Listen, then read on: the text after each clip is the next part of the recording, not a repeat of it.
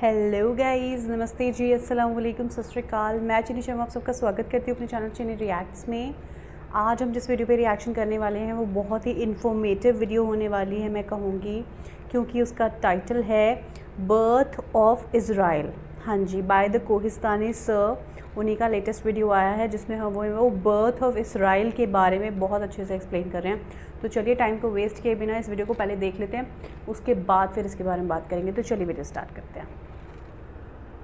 कभी सोचा है कि पूरी दुनिया में बदनाम होने के बाद You keep sending billions of dollars to Israel. Shame on you all! Shame on you! America आखिर क्यों इजराइल का साथ कभी नहीं छोड़ता? I love Israel. I love Israel. The United States of America would have to invent an Israel. ऐसा लगता है लैला मजनू और रोमियो जूलियट के बाद अमेरिका और इजराइल की लव स्टोरी पूरी दुनिया याद रखेगी। Bond between our two countries is unbreakable. The eternal friendship relationship is very important. We are you and you are us. लेकिन ये दोस्ती हमेशा से ऐसे नहीं थी, बल्कि दुनिया में एक वक्त ऐसा था कि जब यहूदी और क्रिश्चियंस एक दूसरे से नफरत करते थे। ये पूरी कहानी एक ही इंसान के साथ शुरू होती है, ईसा अलैहिस्सलाम। आज से 2000 साल पहले जब दुनिया के सारे यहूदी फलस्तीन के इलाके में रहते थे, यहाँ उनके पास कोई ताकत नहीं थी, क्योंकि फलस्तीन पर एक बहुत बड़ी सुपर पावर रोमन एम्पायर का राज था, जिन्होंने यहूदियों को बिल्कुल गुलामों की तरह रखा हुआ था और इन पर बहुत सख्त जुल्म किया करते थे। रोमन एम्पायर के इस जुल्म को देखकर यहूदी स्कॉलर्स को समझ आ गई कि अब तौरात में बताई गई सारी निशानियां पूरी हो चुकी हैं और वक्त आ चुका है कि यहूदियों को बचाने के लिए दुनिया में उनका मसीहा आए। अब यहूदी स्कॉलर्स का यह ख्याल था कि जब यह मसीहा आएगा वो सबसे पहले यहूदी स्कॉलर्स के साथ हाथ मिलाएगा, इन्हें शाबाशी देगा और इनका दोस्त बनेगा। लेकिन ऐसा बिल्कुल भी नहीं हुआ। ईसा अलैहिस्सलाम बार बार लोगों को जमा करके इन यहूदी स्कॉलर्स के खिलाफ बोलने लगे और लोगों को ये समझाने लगे कि आज हमारे रिलीजन को इन यहूदी स्कॉलर्स ने बिगाड़ दिया है। और ईसा अलैहिस्सलाम की इन्हीं बातों की वजह से यहूदी स्कॉलर्स उनसे नफरत करने लगे और रोमन एम्पायर के साथ मिलकर ईसा अलैहिस्सलाम को मारने की साजिश करने लगे। यहूदी स्कॉलर्स ने रोमन एम्पायर पर बहुत प्रेशर डाला कि वो किसी तरह ईसा अलैहिस्सलाम को मौत की सजा सुना दे, जिस पर रोमन एम्पायर के गवर्नर ने उनसे कहा कि ठीक है, हम इस शख्स को मौत की सजा तो सुना देंगे, लेकिन याद रखना ईसा का खून हम रोमन्स पर नहीं, तुम यहूदियों पर होगा। ये सुनकर यहूदियों ने उन्हें कहा कि आप टेंशन ना लें, ईसा का खून हम पर और हमारी नस्लों पर होगा। अब ईसा अलैहिस्सलाम तो यहूदियों की साजिश से बच गए, लेकिन ईसा अलैहिस्सलाम के जाने के बाद यहूदी कभी भी फलस्तीन में चैन से नहीं रह सके, क्योंकि ईसा अलैहिस्सलाम के जाने के कुछ ही अरसे बाद रोमन एम्पायर और यहूदियों के दरमियान एक बहुत बड़ी जंग हुई, जिसमें रोमन एम्पायर ने यहूदियों को बिल्कुल कुचल दिया और हजारों यहूदियों को मारकर जेरूसलम में यहूदियों की सबसे होली जगह द सेकंड टेंपल को गिरा दिया और सारे यहूदियों को हमेशा के लिए फलस्तीन से भगा दिया, जिसके बाद मजबूरन यहूदी फलस्तीन को छोड़कर पूरी दुनिया में फैल गए। और अगले 500 साल तक दुनिया के हर यहूदी की यह ख्वाहिश थी कि किसी तरह दुनिया में कोई मिरेकल हो और यहूदी वापस फलस्तीन की तरफ जा सके। और एग्जैक्टली ऐसा ही हुआ।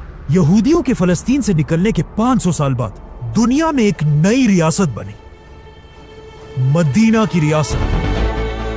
अल्लाहु अकबर। मुसलमानों की यह खिलाफत कुछ ही सालों में इतनी तेजी से फैली कि खलीफा उमर बिन खत्ताब के दौर में मुसलमानों ने रोमन एम्पायर की कमर बिल्कुल तोड़ दी और उनसे फलस्तीन और जेरूसलम फतह कर लिया। जेरूसलम सरेंडर करने से पहले रोमन एम्पायर के क्रिश्चियंस ने हजरत उमर के सामने एक ही शर्त रखी थी कि आप किसी भी हाल में यहूदियों को यहाँ आने की इजाजत ना दें, लेकिन हजरत उमर ने उनकी बात नहीं मानी और यहूदियों को भी जेरूसलम आने की इजाजत दी, जिसे हम पूरा एक्सप्लेन कर चुके।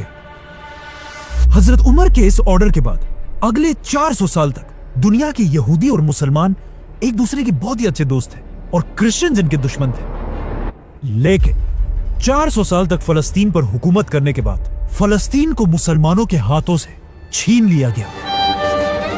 हुआ यह कि यूरोप में एक नया पोप आया, पोप अर्बन। ये एक बहुत ही खतरनाक पोप था, जिसने आते ही यूरोप की अवाम और बादशाहों को मुसलमानों के खिलाफ जंग लड़ने का हुक्म दिया, ताकि क्रिश्चियंस मुसलमानों से अपनी होली सिटी जेरूसलम दोबारा छीन सके। जिसके बाद यूरोप के क्रिश्चियंस ने मिलकर मुसलमानों पर हमला कर दिया। लेकिन यहां मसला यह था, उस वक्त के मुसलमान बादशाह अपनी अयाशियों में और आपस की जंगों में इतना मसरूफ थे कि वो क्रिश्चियंस की इस फौज से नहीं लड़ सके। इसीलिए क्रिश्चियंस ने बहुत ही आसानी से पूरे फलस्तीन पर कब्जा कर लिया और बहुत ही बेदर्दी से मुसलमानों को मारने लगे। कहा जाता है कि एक वक्त ऐसा था कि मस्जिद अक्सा में पांव रखने की जगह भी नहीं थी, क्योंकि वो मुसलमानों की लाशों से भरी हुई थी। अब क्रिश्चियंस की जंग तो मुसलमानों के साथ थी, लेकिन वो मुसलमानों से ज्यादा नफरत यहूदियों से करते थे, क्योंकि इन्हीं यहूदियों ने बहुत साल पहले क्रिश्चियंस के खुदा जीसस क्राइस्ट को मारने की साजिश की थी। तो क्रिश्चियंस मुसलमानों को मारने के साथ साथ यहूदियों का भी पीछा करने लगे, जिसे देखकर यहूदियों के बच्चे और औरतें इन क्रिश्चियन से भागकर अपने टेम्पल्स और सिनेगॉग्स में छुप गए। और जैसे ही क्रूसेडर्स को इसका पता चला, उन्होंने यहूदियों की इन सारी बिल्डिंग्स को आग लगा दी और हजारों यहूदियों को जिंदा जला दिया। जिसके बाद अगले 90 इयर्स तक मुसलमान फलस्तीन को दोबारा फतह नहीं कर सके।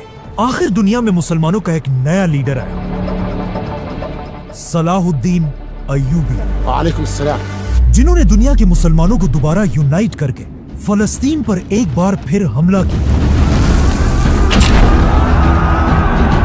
और इस हमले में दुनिया के सारे यहूदियों ने मिलकर सलाहुद्दीन अय्यूबी को सपोर्ट किया। यहां तक कि दुनिया के सबसे बड़े यहूदी scholar Maimonides, one of the greatest Jewish scholars of all time, Salahuddin Ayyubi के साथ इस जंग में शामिल थे और उनके पर्सनल डॉक्टर थे। जिसके बाद सलाहुद्दीन ने ऑफ कोर्स फलस्तीन को दोबारा फतह किया और इस तरह एक बार फिर मुसलमान और यहूदी अमन और सुकून के साथ रहने लगे। और सिर्फ फलस्तीन में नहीं, बल्कि दुनिया में जहां भी मुसलमानों की हुकूमत थी, यहूदी वहां बहुत ही इज्जत की जिंदगी गुजारते थे और हमेशा क्रिश्चियन से दूर रहने की कोशिश करते थे। दुनिया के सबसे ताकतवर यहूदी फलस्तीन में नहीं, बल्कि मुसलमानों की एक दूसरी हुकूमत उंदलस, स्पेन में थे। स्पेन एक जमाने में मुसलमानों का सबसे रिच और ताकतवर इलाका था, जहां मुसलमानों की 800 साल से हुकूमत थी और मुसलमानों से स्पेन छीनना इम्पॉसिबल था। लेकिन 800 साल के बाद एक बार फिर यूरोप के क्रिश्चियन लीडर्स ने मिलकर मुसलमानों के स्पेन पर हमला कर दिया और आखिर मुसलमानों से पूरा स्पेन छीन लिया। उंदलस, स्पेन को फतह करने के बाद क्रिश्चियन लीडर्स ने मुसलमानों और यहूदियों को दो ऑप्शंस दिए, या तो अपने रिलीजन्स को छोड़कर क्रिश्चियन बनो और या स्पेन को छोड़कर हमेशा के लिए यहां से निकल जाओ। तो ऑफ कोर्स अपना रिलीजन तो मुसलमानों और यहूदियों ने नहीं छोड़ना था। तो अब ये सब कंफ्यूज थे कि स्पेन को छोड़कर कहां जाए। ये देखकर उस वक्त के उस्मानिया सल्तनत के बादशाह सुल्तान बयाज़िद ने मुसलमानों और यहूदियों को दावत दी कि वो स्पेन को छोड़कर उस्मानिया सल्तनत की तरफ आए, जहां उस्मानिया सल्तनत के बादशाह उनका अच्छा ख्याल रखेंगे। अब यहाँ पर एक क्वेश्चन है कि अगर दुनिया के मुसलमान और यहूदी अभी सिर्फ 500 साल पहले तक एक दूसरे के इतने अच्छे दोस्त थे, तो फिर दरमियान में ऐसा क्या हुआ कि यहूदी और क्रिश्चियंस एक साथ मिलकर मुसलमानों के दुश्मन बन गए? ये समझना बहुत ही इंपॉर्टेंट है। इसके कुछ ही अरसे बाद जब कोलंबस ने अमेरिका डिस्कवर की, आहिस्ता आहिस्ता यूरोप और अमेरिका की इकोनॉमी बहुत तेजी से आगे बढ़ने लगी। ये देखकर मुसलमान इलाकों में रहने वाले यहूदी भी पहली बार यूरोप की तरफ शिफ्ट होने लगे, जहां उन्होंने एक बहुत ही सीक्रेट ऑर्गेनाइजेशन इल्यूमिनाटी बनाई और फिर शैतान और जिन्नात के साथ मिलकर काला जादू करके बहुत सारा पैसा बनाया और फिर इन पैसों से पूरी दुनिया को अपने कंट्रोल में लिया। ऐसा कुछ भी नहीं हुआ, ये सब बस कहानियां हैं। अगर जादू से पैसे बनने होते तो दुनिया का सबसे अमीर आदमी इलॉन मस्क नहीं, बल्कि कोई बाबा होगा। लेकिन अगर जादू और जिन्नात से यहूदियों ने मदद नहीं ली, तो फिर कैसे यहूदियों ने पूरी दुनिया की इकोनॉमी को अपने कंट्रोल में लिया? ये बहुत ही इंटरेस्टिंग स्टोरी है। जब यहूदी मुसलमान इलाकों को छोड़कर आहिस्ता आहिस्ता यूरोप की तरफ शिफ्ट होने लगे, वहां यूरोप के क्रिश्चियंस अब भी यहूदियों से सख्त नफरत करते थे। इसीलिए इन यहूदियों को कंट्रोल में रखने के लिए यूरोप के क्रिश्चियंस ने एक कानून बनाया कि यहूदी यूरोप में रह तो सकते हैं, लेकिन यूरोप की जमीनें नहीं खरीद सकते, और साथ ये भी कहा कि यहूदी यूरोप की पॉलिटिक्स और फौज से हमेशा दूर रहेंगे। तो ऑफ कोर्स अब यहूदियों के पास यूरोप में सिर्फ एक ही काम बचा था, बिजनेस। जिसके बाद यूरोप के सारे यहूदी बड़े बड़े ट्रेडर्स और बिजनेसमैन बनने लगे। इस तरह यहूदियों के पास आहिस्ता आहिस्ता बहुत सारा पैसा जमा हो गया। लेकिन अब मसला यह था कि यहूदी इस सारे पैसे के साथ कोई भी जमीन नहीं खरीद सकते थे, और क्रिश्चियंस के सारे पैसे जमीनें खरीदने में खर्च हो जाते थे। तो अब यूरोप में आहिस्ता आहिस्ता ऐसी सिचुएशन बनी कि क्रिश्चियंस का सारा पैसा जमीनों में बंद होने की वजह से उनके पास कोई कैश नहीं होता था, और ऑन द अदर हैंड यहूदी यूरोप में कोई जमीन नहीं खरीद सकते थे, इसीलिए उनके पास बहुत सारा पैसा पड़ा होता था। जिसके बाद यहाँ से क्रिश्चियंस यहूदियों से सूद पर कर्जे लेने लगे। अब यहूदियों के रिलीजन में भी सूद पर कर्जा देना हराम है, लेकिन सिर्फ आपस में एक दूसरे को, बाकी रिलीजन के लोगों के साथ वो कुछ भी कर सकते हैं। इसीलिए यहूदी भर भर कर यूरोप के क्रिश्चियंस को सूद पर कर्जे देने लगे। यहाँ तक कि एक वक्त ऐसा आया कि यूरोप के बड़े बड़े बादशाह भी यहूदियों से कर्जे लेने लगे। उस जमाने में यहूदियों से सूद पर कर्ज लेना इतना आम हो चुका था कि एक फेमस राइटर विलियम शेक्सपियर ने अपनी नॉवेल्स में यहूदियों से सूद पर कर्ज लेने का जिक्र किया है। आखिर यहूदियों ने इस सूद के निजाम से इतना पैसा बनाया कि वो यूरोप के हर शहर में छोटे छोटे बैंक्स बनाने लगे। लेकिन अब जब यूरोप में यहूदी अपनी पावर की पीक पर थे, यहाँ पर एक बहुत बड़ा मसला हुआ। जब भी यूरोप का कोई बादशाह यहूदियों को उनका कर्ज वापस नहीं कर सकता था, तो वो अपने इलाके के सारे यहूदियों को मारकर वहां से भगा देता था, जिससे यहूदियों का बिजनेस काफी खराब हो रहा था। तो अब यहूदी सोचने लगे कि अब उन्हें इन छोटे छोटे बैंकों के बजाय एक सेंट्रलाइज्ड इंटरनेशनल बैंक की जरूरत है। और ऐसा ही हुआ। आखिर जर्मनी के एक ताकतवर यहूदी ने दुनिया का पहला इंटरनेशनल बैंक बनाया, और इस यहूदी का नाम था मायर रॉथस्चाइल्ड। रॉथस्चाइल्ड का बैंक कुछ ही सालों में इतना ताकतवर बना कि उसने अपने 5 बेटों को यूरोप के हर सिटी की तरफ भेजा, और उन सबको हुक्म दिया कि यूरोप के हर कैपिटल सिटी में जाकर वहां का सबसे बड़ा बैंक बना। ये दुनिया का पहला इंटरनेशनल बैंक था, और इसका फायदा ये था कि यूरोप की हर बड़ी सिटी में होने की वजह से यूरोप का कोई भी बादशाह इनका बिजनेस खत्म नहीं कर सकता था, क्योंकि जब भी कोई एक भाई कमजोर होता था, उसके बाकी सारे भाई मिलकर उसे बचा लेते थे। इस रॉथस्चाइल्ड फैमिली के पास इतना पैसा था कि उस वक्त की स्पेनिश एम्पायर, फ्रेंच एम्पायर और ब्रिटिश एम्पायर सब इन्हीं के पैसों से चलती थी। लेकिन रॉथस्चाइल्ड फैमिली को अपनी असल ताकत तब मिली जब यूरोप में एक बहुत बड़ी जंग शुरू हुई। इस जंग को फ्रांस का एक बहुत बड़ा बादशाह नेपोलियन लीड कर रहा था। नेपोलियन की ताकत पूरे यूरोप में बहुत तेजी से फैल रही थी, लेकिन नेपोलियन को सबसे बड़ा नुकसान तब पहुंचा जब रॉथस्चाइल्ड के 5 भाइयों ने नेपोलियन को नहीं बल्कि ब्रिटिश एम्पायर को सपोर्ट किया, जिसके बाद ब्रिटिश एम्पायर ने रॉथस्चाइल्ड फैमिली के पैसों से नेपोलियन को हरा दिया।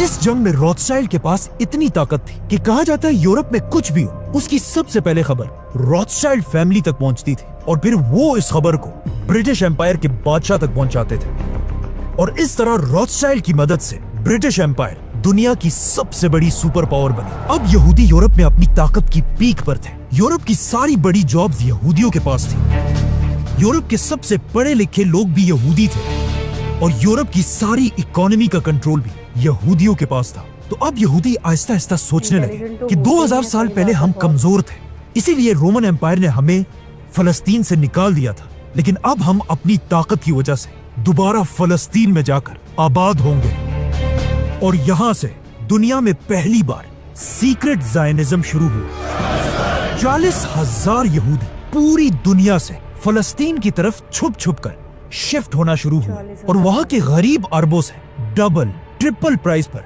फलस्तीन की जमीनें खरीदने लगे।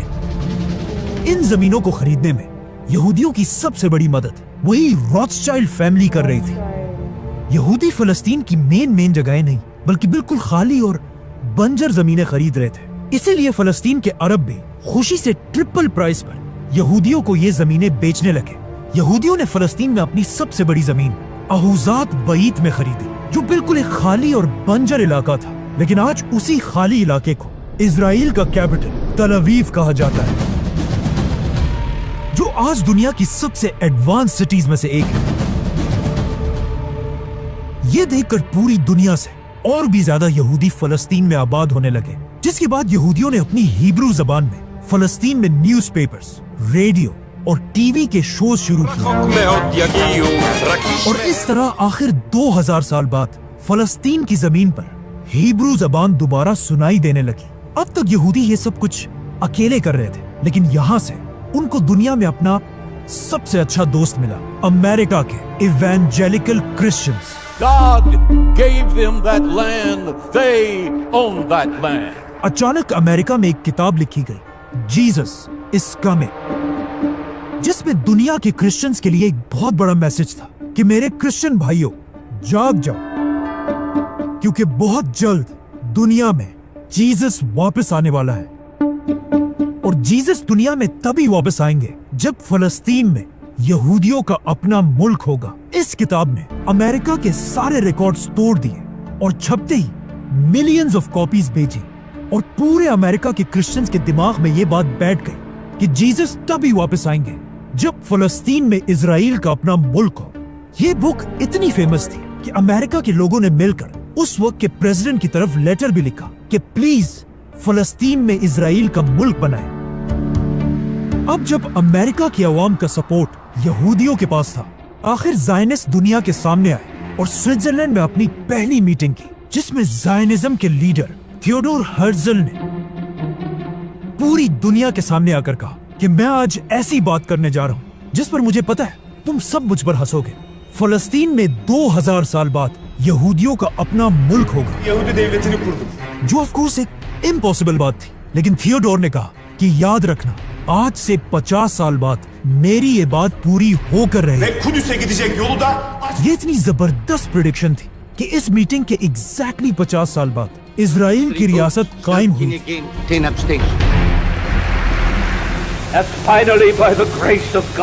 ज़ायनिस्ट अपने इस मिशन में इतने कमिटेड थे कि उन्होंने इसी मीटिंग में पहली बार इजराइल का झंडा भी पब्लिश किया। इस मीटिंग के कुछ ही अरसे बाद थियोडोर ने 2 लोग फलस्तीन की तरफ भेजे ताकि वो छुप छुप कर जेरूसलम के हालात उन तक पहुंचा सके, जिन्होंने जेरूसलम से वापस थियोडोर की तरफ एक सीक्रेट मैसेज भेजा कि दुल्हन मतलब जेरूसलम है तो बहुत खूबसूरत, लेकिन मसला ये है कि वो किसी और की बीवी है, क्योंकि फलस्तीन पर उस वक्त किसी और की नहीं बल्कि उस्मानिया खिलाफत की हुकूमत थी, और उसके खलीफा सुल्तान अब्दुल हमीद एक बहुत ही सख्त इंसान थे। इसीलिए थियोडोर हर्ज़ल सीधा उस्मानिया खलीफा से मिलने पहुंचे और उनको एक ऑफर दी कि हम ज़ायनिस्ट उस्मानिया सल्तनत का बहुत बड़ा कर्जा उतार देंगे अगर सुल्तान अब्दुल हमीद फलस्तीन का इलाका यहूदियों को दे दे। लेकिन सुल्तान अब्दुल हमीद ने थियोडोर को जवाब दिया कि अगर तुम लोग मेरे जिस्म के टुकड़े टुकड़े भी करो ना, तब भी मैं फलस्तीन तुम लोगों के हवाले कभी नहीं करूंगा। और यहाँ से उस्मानिया सल्तनत और ज़ायनिस्ट की लड़ाई शुरू हुई।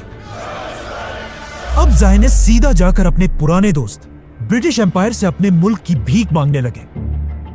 अब फलस्तीन में यहूदी मुल्क बनना तो इम्पॉसिबल था, इसीलिए ब्रिटिश एम्पायर ने ज़ायनिस्ट को 2 ऑफर्स दी कि तुम लोग फलस्तीन को छोड़कर युगांडा और अर्जेंटीना में से कोई भी इलाका चूज करो और वहां अपना मुल्क बनाओ।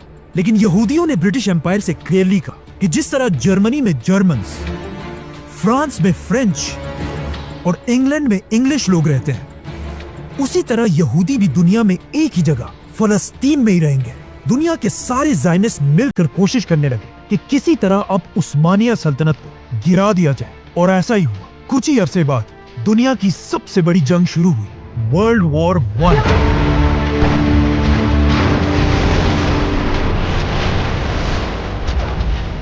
End of course world war शुरू होते ही ब्रिटिश एम्पायर एक बार फिर अपने पुराने दोस्त रॉथस्चाइल्ड फैमिली की तरफ मदद के लिए देखने लगे, और उन्हें खुश करने के लिए ब्रिटिश एम्पायर ने रॉथस्चाइल्ड फैमिली से वादा किया कि अगर इस वर्ल्ड वॉर के बहाने से हमने फलस्तीन उस्मानिया खिलाफत से छीन लिया तो वहां हम आपके लिए इजराइल का नया मुल्क बनाएंगे। जिसके बाद ऑफ कोर्स पूरी दुनिया के यहूदी ब्रिटिश एम्पायर के साथ खड़े हो गए और ब्रिटिश एम्पायर ने आसानी से फलस्तीन उस्मानिया खिलाफत से छीन लिया और जेरूसलम जैसी होली सिटी फतह करने के बाद ब्रिटिश एम्पायर के फॉरेन मिनिस्टर आर्थर बेल्फोर ने दुनिया के सबसे ताकतवर यहूदी वॉल्टर रॉथस्चाइल्ड की तरफ एक लेटर भेजा जिसमें उसने क्लियरली कहा कि ब्रिटिश एम्पायर अपनी फुल ताकत के साथ इजराइल का मुल्क बनाने की कोशिश करेगी। अब बेल्फोर खुद तो एक क्रिश्चियन था, लेकिन वो इस सबसे कई साल पहले लिखी जाने वाली किताब जीसस इज कमिंग से बहुत इंस्पायर था। लेकिन अब मसला ये था कि जब ब्रिटिश एम्पायर ने 1917 में इजराइल की रियासत बनाने का ऐलान किया, उस वक्त फलस्तीन में सिर्फ 10% यहूदी थे और बाकी 90% मुसलमान थे, जिससे रॉथस्चाइल्ड और बाकी ज़ायनिस्ट को समझ आ गई कि अगर हम इजराइल की रियासत बनाना चाहते हैं तो हमें फलस्तीन में अपनी आबादी बढ़ानी होगी। इसीलिए वर्ल्ड वॉर 1 के बाद पूरी दुनिया से यहूदी फलस्तीन की तरफ तेजी से शिफ्ट होने लगे। नाउ जिस तरह बहुत साल पहले ब्रिटिश एम्पायर ने रॉथस्चाइल्ड फैमिली की मदद से नेपोलियन को हराया था, अब उन्होंने उसी रॉथस्चाइल्ड की मदद से वर्ल्ड वॉर 1 में उस्मानिया खिलाफत और जर्मनी को बिल्कुल तोड़ दिया था। जिसके बाद ब्रिटिश एम्पायर तो वर्ल्ड वॉर जीतने का जश्न मना रही थी, लेकिन जर्मन अवाम को समझ आ गई थी कि इस जंग में किसने और कैसे उनके साथ बगावत की। असल में इस सबसे बहुत साल पहले रॉथस्चाइल्ड बिजनेस जर्मनी से ही शुरू हुआ था, लेकिन अब जब वर्ल्ड वॉर का टाइम आया तो रॉथस्चाइल्ड जर्मनी को छोड़कर ब्रिटिश एम्पायर को सपोर्ट कर रहे थे, जिससे आहिस्ता आहिस्ता जर्मन अवाम में यहूदियों के लिए गुस्सा बढ़ने लगा और यहाँ से दुनिया में एक नए लीडर की एंट्री होती है, एडोल्फ हिटलर। हिटलर ने आते ही जर्मन अवाम को ये बात समझाने की कोशिश की कि हम तो वर्ल्ड वॉर जीतने वाले थे, सिर्फ इन यहूदियों की गद्दारी की वजह से हम ये जंग बेशर्मी से हार गए। हिटलर जब भी स्पीच करता था उसकी बातें और स्टाइल ऐसा होता था कि जर्मनी का बच्चा बच्चा उसकी हर बात पर यकीन करता था। जिसके बाद हिटलर ने जर्मनी में यहूदियों के सारे बिजनेसेस बंद कर दिए और इवन जर्मनी में रॉथस्चाइल्ड का सबसे पहला बैंक, 200 साल पुराना बैंक, बंद कर दिया। हिटलर की फौज आहिस्ता आहिस्ता पूरे यूरोप को फतह करने लगी और यूरोप की हर सिटी में जाकर वहां के यहूदियों को मारने लगे। ये देखकर यूरोप के सारे यहूदी हिटलर से अपनी जान बचाकर भागने लगे और इस अपॉर्चुनिटी को यूज करके रॉथस्चाइल्ड के बाकी भाइयों ने इन सारे यहूदियों को फलस्तीन की तरफ भेजना शुरू किया और फलस्तीन में एक बार फिर यहूदियों की पॉपुलेशन तेजी से बढ़ने लगी। जब वर्ल्ड वॉर 1 खत्म हुई, फलस्तीन में सिर्फ 10% यहूदी थे, लेकिन वर्ल्ड वॉर 2 खत्म होने के बाद 30% से भी ज्यादा यहूदी थे। वर्ल्ड वॉर 2 तो ब्रिटिश एम्पायर ने जीत ली थी, लेकिन इस जंग में उनका इतना नुकसान हुआ था कि अब वो इस ग्रेट एम्पायर को और नहीं संभाल सकते थे। इसीलिए इंडिया, पाकिस्तान, श्रीलंका जैसी कंट्रीज ब्रिटिश एम्पायर से आजाद होने लगी। ये देखकर फलस्तीन के ज़ायनिस्ट भी ब्रिटिश एम्पायर को कहने लगे कि अब अपना वादा पूरा करो और यहाँ पर एक यहूदी रियासत बनाओ। लेकिन मसला ये था कि अब भी फलस्तीन में सिर्फ 30% यहूदी थे और बाकी सारे मुसलमान थे, जिसकी वजह से ब्रिटिश एम्पायर इतनी जल्दी इजराइल की रियासत बनाने के लिए तैयार नहीं थी। ये देखकर फलस्तीन के यहूदी और ज़ायनिस्ट अपने पुराने दोस्त ब्रिटिश एम्पायर के खिलाफ होने लगे और पहली बार ज़ायनिस्ट ब्रिटिश एम्पायर पर ही हमले करने लगे। अब एक ऐसी सिचुएशन थी कि मुसलमान और यहूदी सब ब्रिटिश एम्पायर के खिलाफ लड़ रहे थे। इसीलिए ब्रिटिश एम्पायर ने आखिर तंग आकर फलस्तीन का मसला यूनाइटेड नेशंस के सामने पेश किया और कहा अब आप ही फैसला करें कि फलस्तीन के साथ क्या होना चाहिए। जिसके बाद यूनाइटेड नेशंस ने आज तक अपनी हिस्ट्री का सबसे स्टूपिड फैसला किया। यूनाइटेड नेशंस ने फैसला किया कि फलस्तीन को 3 हिस्सों में डिवाइड कर दिया जाएगा। फलस्तीन का सबसे बड़ा हिस्सा सिर्फ 33% आबादी वाले यहूदियों को दिया जाएगा और फलस्तीन के 66% मुसलमानों को फलस्तीन का छोटा सा हिस्सा दिया जाएगा और जेरूसलम को एक इंटरनेशनल सिटी बना दिया जाएगा। ये ऐसा ही है कि एक केक को 10 लोगों में डिवाइड कर दिया जाए, आधा केक 3 लोगों को और आधा केक बाकी 7 लोगों को दिया जाए, जो एक बहुत ही अनफेयर फैसला था। जब यूएन ने अपना ये फैसला ज़ायनिस्ट और फलस्तीन में मुसलमान कमेटी के सामने रखा तो ऑफ कोर्स यहूदी तो इस फैसले पर बहुत बड़ा जश्न मनाने लगे, लेकिन फलस्तीन की मुसलमान कमेटी ने यूएन के इस फैसले को बिल्कुल रिजेक्ट कर दिया। मुसलमानों की इस कमेटी के हेड का नाम अमीन अल हुसैनी था, जो पूरे फलस्तीन का ग्रैंड मुफ्ती था ब्रिटिश एम्पायर और ज़ायनिस्ट इस बंदे से पहले से ही नफरत करते थे, क्योंकि वर्ल्ड वॉर 2 में इस ग्रैंड मुफ्ती ने ब्रिटिश एम्पायर के खिलाफ जाकर जर्मनी के हिटलर को सपोर्ट किया था, बल्कि हिटलर के साथ पर्सनल मीटिंग्स भी की थी, और इवन हिटलर के लिए एक मुसलमान आर्मी भी बनाना चाहता था। जैसे ही मुसलमानों ने यूएन के प्लान को रिजेक्ट किया, अचानक इजराइल के रॉथस्चाइल्ड स्ट्रीट पर ज़ायनिस्ट का लीडर दुनिया के सामने आया और कहा, मुसलमानों की इस ढिठाई की वजह से आज हम ये ऐलान करते हैं कि अब आधा फलस्तीन नहीं, पूरा फलस्तीन हमारा होगा। और इसी के साथ डेविड बेन गुरियन ने इजराइल की आजादी का ऐलान कर दिया।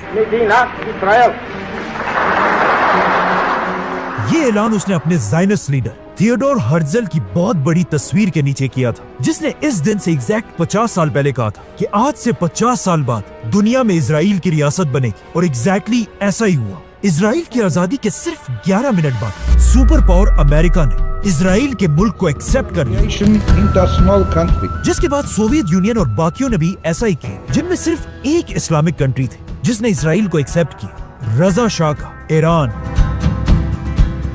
अब जब इजराइल के सारे यहूदी आजादी का जश्न मना रहे थे, उसके सिर्फ एक दिन बाद इजराइल के पास 5 अरब कंट्रीज ने इजराइल पर हमला कर दिया,